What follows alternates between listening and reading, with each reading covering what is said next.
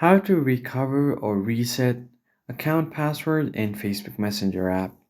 The very first thing you need to do is open up your Facebook Messenger, and then you'll be taken directly to your sign-in portal. From here, you're going to have to select your account. What you need to do first is you don't even have to enter your email address. You basically tap on this forgotten password option.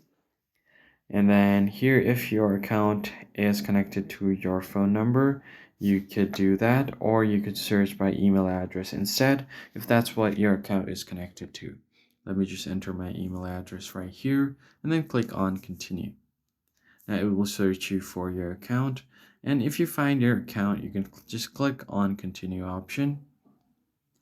Once you have done that, it will send you a verification code on your email. And now all you have to do is just enter the verification code here to recover your account. As you can see here, I've gotten this code right here. I'm just going to go ahead and copy this code and then paste it right here on my messenger. You click on continue. And once you've done that, there will be an option to reset your password and enter a new one.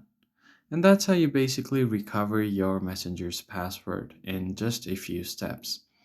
I hope this tutorial was helpful to you guys. I'll see you on the next video. Thanks for watching.